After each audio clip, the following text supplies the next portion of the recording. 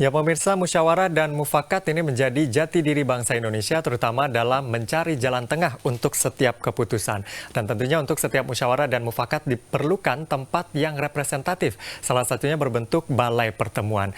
Dan terkait dengan hal ini pemirsa, tampaknya pemerintah Kota Surabaya serius untuk melakukan revitalisasi di sejumlah balai pertemuan yang ada di unit-unit terkecil masyarakat. Lalu seperti apa wujud keseriusan ini? Kami akan bahas untuk Anda dalam dialog Titik Tengah Spesial sesaat lagi.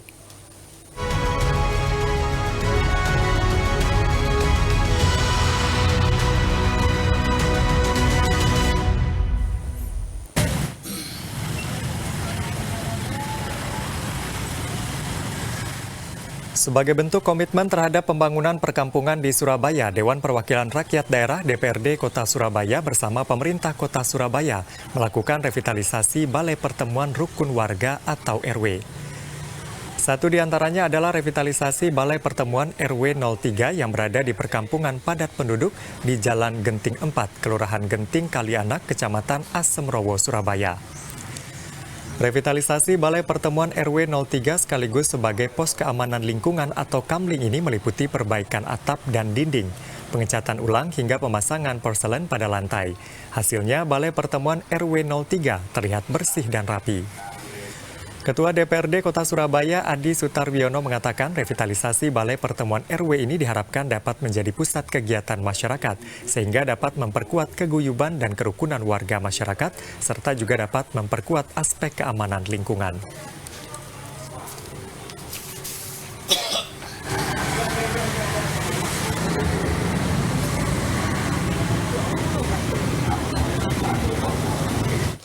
Revitalisasi Balai Pertemuan, itulah topik pembahasan kita dalam dialog Titik Tengah Spesial untuk edisi hari ini. Dan bersama saya di studio Metro TV Jawa Timur sudah hadir Ketua DPRD Kota Surabaya Adi Sutarwiono. Selamat siang Pak Adi. Selamat siang. Kabar baik Pak? Kabar baik. Terima kasih sudah hadir untuk membahas terkait dengan revitalisasi Balai Pertemuan ini.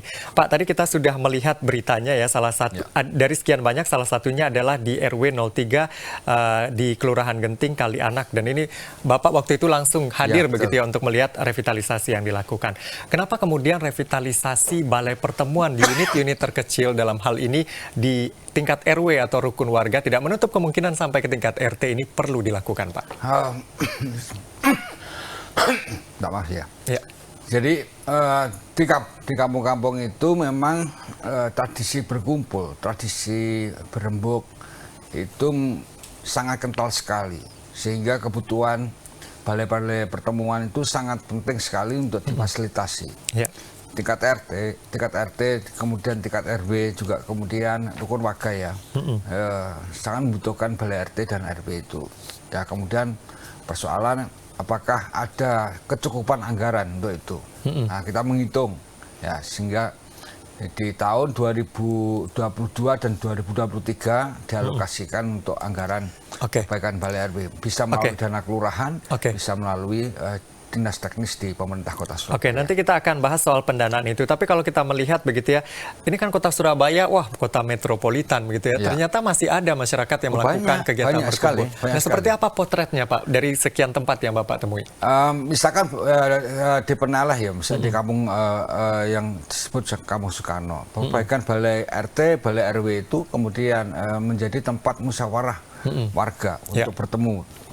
Mereka berembuk tentang satu masalah atau merencanakan program atau mengeksekusi satu kegiatan di situ ya, sehingga kayak posyandu, kayak posyandu balita, lansia itu dilakukan di situ. Kemudian ada juga yang balai RT RW itu dipakai untuk tempat sinau bareng ya.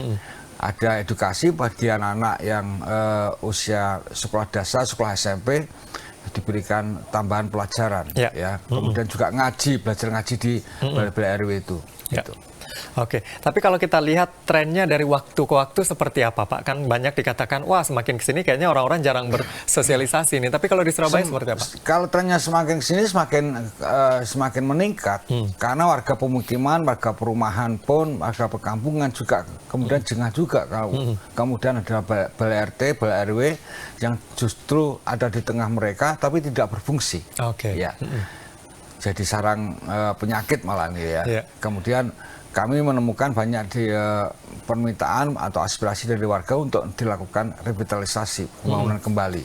Kemarin saya baru saja di salah satu perumahan kelas menengah di kawasan timur yang baru saja diresmikan balai RW-nya. Itu perumahan loh. Di kampung lebih anu lagi. Oke, jadi seperti itu ya. Jadi memang untuk revitalisasi ini seperti yang disampaikan oleh Pak Adi tadi sangat perlu dilakukan karena memang kalau kita lihat wujudnya ada tapi aktivitasnya tidak ada karena mungkin enggan karena tempatnya tidak layak begitu ya Pak ya. Kalau kita saya kemudian berpesan juga pada warga ini kalau sudah dapat pembangunan seperti ini dirawat, kemudian dijadikan pusat kegiatan warga. Jangan sampai kemudian balai RT RW yang sudah baik ini kemudian dijadikan gudang gitu ya. Jangan jadikan gudang. Kita akan bahas lagi Pak usai jeda. Kalau kita petakan begitu ya di Surabaya ini berapa kemudian balai-balai pertemuan yang perlu untuk segera dilakukan revitalisasi. Kita akan jeda terlebih dahulu, tetaplah bersama kami di Dialog Titik Tengah Spesial.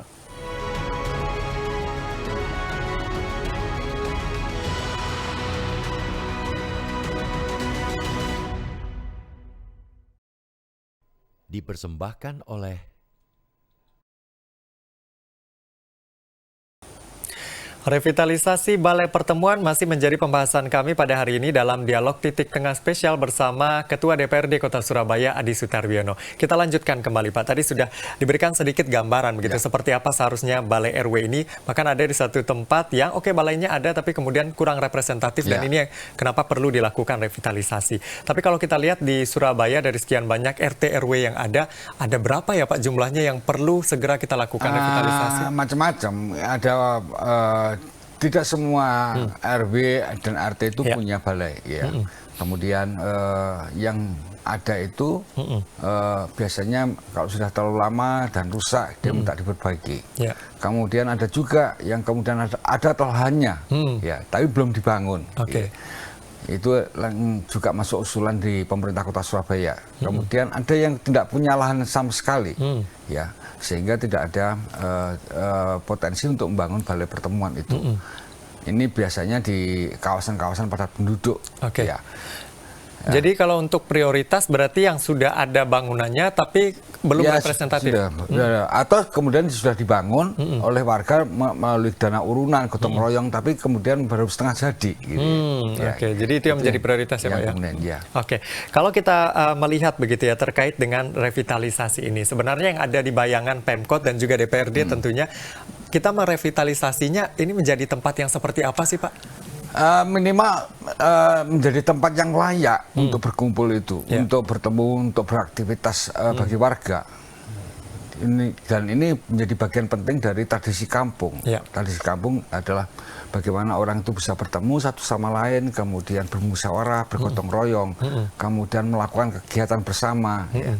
Ya itu yang kemudian sering kita lihat di dalam perkampungan kita di Surabaya ini. Gitu. Idealnya Pak, apa yang perlu kita lengkapi di balai-balai pertemuan ini baik di RT RW sehingga keterlibatan masyarakat dalam roda minimal pemerintah? Diperbaiki atapnya nggak ambruk, terus kemudian ada temboknya dicat, kemudian porselinnya dibenahi gitu ya. Nanti kalau mau tambahkan lagi, misalkan ada kipas angin gitu ya, supaya nggak terlalu panas gitu. Dan tentunya kita juga melihat nanti inisiatif warga setelah ada bantuan untuk pembangunan ini dengan dana yang ditetapkan oleh pemerintah, tentu ada inisiatif juga dari warga untuk melengkapi itu. Tapi sejauh ini Pak, kalau kita melihat balai-balai pertemuan ini lebih banyak warga yang mengusulkan atau kemudian warga yang mengusulkan. Warga yang mengusulkan. Melalui pengurus kampung. Kalau Bapak sendiri melihat apa artinya ini dengan antusiasme masyarakat yang begitu luar biasa ini? Antusiasme masyarakat karena semula misalkan kayak di Genting Kaliana ini pos RW-nya biasanya biasa-biasa saja, sekarang menjadi mentereng gitu ya. Dan kemudian di situ ada kayak pos kamling ya, yang kemudian disematkan, sehingga kemudian balai RW itu bisa menjadi penjaga keamanan bagi warga. Dan di beberapa tempat memang aktivitas di balai-balai pertemuan itu menjadi penanda kehidupan di kampung itu. Oke. Seberapa guyup dan sebagainya. Seberapa guyup, karena ini sangat penting begitu dalam Penting, kehidupan bermasyarakat, apalagi jati diri bangsa kita, Iya. musyawarah dan mufakat ini ya Pak ya. Kalau kita melihat di sini ternyata Pak Adi tidak hanya di RW 3 ini saja, tapi sudah berkunjung ke banyak tempat. Contohnya di Kampung Geblak, lalu kemudian juga di Kampung Tua Peneleh, ada beberapa hal juga yang diusulkan. Ya. Kalau kita melihat dari tempat-tempat yang Bapak kunjungi, apa yang bisa kita jadikan contoh dari suatu tempat yang bisa diaplikasikan di tempat lain, Pak? Di salah satu perkampungan saya melihat misalkan balai RT itu tidak kemudian difungsikan sebagai balai RT, tapi sebagai tempat penyimpanan barang, gitu. Ya. Dan kemudian tidak pernah dibuka itu. Ya, warga kemudian mengusulkan perbaikan itu dan kemudian memang risikonya barang-barang harus dikeluarkan ya, sehingga bisa untuk pertemuan warga masyarakat di situ. Kemudian ada juga yang saya di Pagesangan itu di Jambangan di Kampung Geblak itu kemudian diusulkan perbaikan balai RT untuk misalkan mengaktifkan ya berbagai kegiatan warga, termasuk membuat bank sampah gitu ya, bank sampah itu. Oke, di Kampung Tua Peneleh ini Pak Adi juga meminta agar diadakan kursus bahasa Inggris sehingga mereka dapat membantu. Itu warga yang minta itu. Itu warga yang meminta. Tapi mungkin tidak Pak, dalam kondisi seperti saat ini ditambahkan kegiatan-kegiatan semacam itu? Bisa. 25 orang itu bisa tertampung. Ada 25 anak muda yang kemudian mereka antusias untuk belajar bahasa asing. Kemudian karena Kampung Soekarno itu punya destinasi cagar budaya yang banyak. Dan kemudian selama ini banyak turis-turis dari mancanegara yang berkunjung ke situ, mereka mau menjadi guide-nya. Oke. Jadi memang tidak hanya berfungsi untuk tempat berkumpul, tapi ada kegiatan positif yang juga baik. Bahkan begitu ya, Pak Wali Kota juga kemudian ada kegiatan-kegiatan taman pendidikan Al-Quran itu, TPQ, itu bisa diadakan di Balai RW.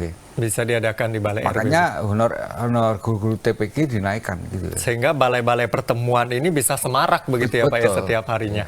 Kalau kita melihat begitu ya, situasi saat ini di kota Surabaya dengan sejumlah balai-balai pertemuan yang sudah difungsikan tersebut, apa kemudian dampaknya bagi sosial masyarakat di sana Pak? Dampaknya kampung menjadi hidup. Ya. Kemudian persoalan-persoalan yang kemudian ada bisa segera dibahas dan kemudian ditangani. Sehingga tidak menumpuk-numpuk, misalkan rumah mau ambruk, kemudian ada orang yang tidak bisa makan, ada orang yang membuat onar di satu kampung, ya itu bisa ditangani di situ. Oke, tentunya kalau kita berbicara lingkungan terkecil masyarakat, RT RW, di sana ada pimpinannya juga Pak RT dan juga Pak RW. Bagaimana kemudian Bapak melihat peran dari RT RW ini untuk merorkestrasi masyarakatnya sehingga bisa punya inisiatif seperti yang sudah ada ini Pak? Secara regulasi dan kemudian dalam praktek di lapangan, ketua RT dan ketua RW itu berperan sentral. Apalagi dia dipilih langsung oleh warga masyarakat. Yang di-SK-kan oleh camat, dan kemudian pemerintah kota pun juga kemudian memberikan salary. Satu ketua RT gajinya kalau nggak salah satu bulan itu 1 juta rupiah. Kemudian ini setelah masa pandemi COVID kemarin kemudian sangat berarti untuk memacu pelayanan RT dan RW. Kemudian sekarang RT dan RW supaya diharapkan melaporkan kegiatan-kegiatan di kampungnya kepada pemerintah kota Surabaya. Sehingga sebagai laporan kinerja. Sebagai laporan kinerja dan kita tahu benar-benar terrealisasi begitu ya di lapangan. Kita akan bahas usai jeda Pak terkait dengan pendanaan yang dimaksud begitu ya untuk revitalisasi di sejumlah titik tersebut. Sumbernya dari mana saja kami akan jeda terlebih dahulu. Tetaplah bersama kami dalam Dialog Titik Tengah Spesial.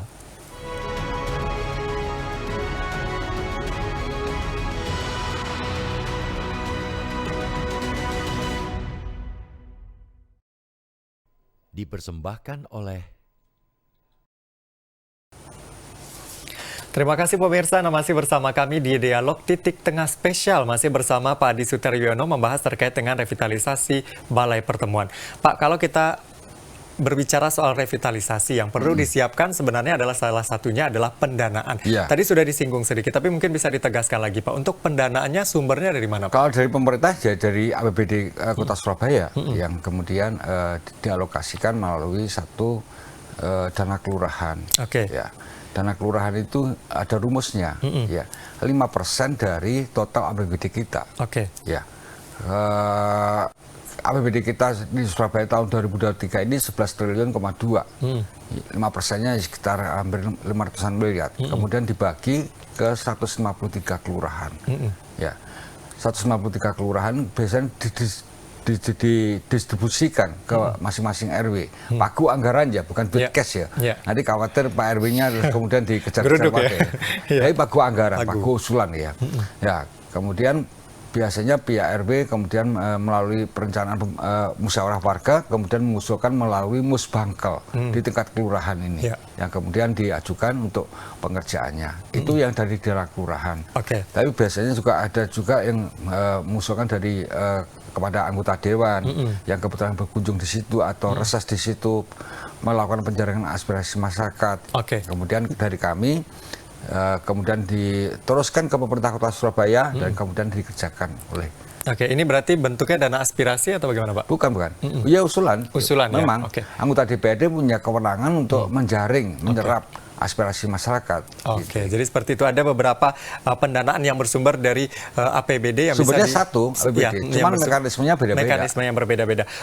Kalau kita melihat tadi, apakah ada batasan-batasan tertentu karena di dana kelurahan tentu banyak yang bisa dipakai untuk keperluan-keperluan tertentu. Apakah ada batasannya untuk? Ya, biasanya satu kelurahan bisa mendapatkan 2,5 sampai 4 miliar atau bahkan lebih gitu ya. Tergantung saya kira populasi penduduknya. Ya. Kemudian dibagi ke misalkan ke semua RW bisa mendapatkan sekitar 250-300-an juta gitu. 300-an juta. Pak, kalau kita berbicara pagu anggaran nih sekali. Pagu anggaran ya, jangan sampai nanti dikira Pak RW sudah pegang bank segitu ya Pak ya. Kalau kita berbicara terkait dengan alokasi tersebut, apakah ini memang itu sudah bisa memang sebesar-besarnya dipergunakan misalnya untuk revitalisasi tadi, atau kemudian ada petunjuk teknis lainnya untuk kemudian dialokasikan ke revitalisasi ini Pak? Nanti biasanya kalau ada usulan itu dan kemudian dikaji betul oleh pihak pemerintah, kemudian akan direalisasikan melalui kelurahan gitu. Yang kemudian, tapi yang terakhir ini memang ada upaya dari Pak Wali Kota Surabaya untuk mengarahkan, memprioritaskan pembangunan di kawasan RT dan RW itu, sehingga tidak bisa dipakai juga untuk sembarangan gitu ya. Harus dipakai fokus misalkan untuk penanggulangan banjir, kemudian atau untuk revitalisasi balai pertemuan gitu. Jadi memang kalau ditanya keseriusan, memang ini sangat serius begitu ya untuk melakukan pemberdayaan di tingkat kelurahan, salah satunya balai pertemuan ini. Pak, kalau misalnya itu tadi yang dari APBD, bisa tidak kemudian warga mencari sumber pendanaan lain untuk kemudian mempercantik balai pertemuan mereka? Bisa. Sudah ada mungkin yang melakukannya Pak? Nggak tahu saya. Tapi bisa juga, nggak ada yang tidak ada larangan untuk itu. Ya, asalkan sesuai dengan ketentuan hukum yang berlaku. Bisa dipertanggungjawabkan ya Pak ya? Tentunya misalkan untuk beli AC, kemudian untuk beli sound system dan sebagainya itu. Jadi dimungkinkan nanti gitu ya Pak ya?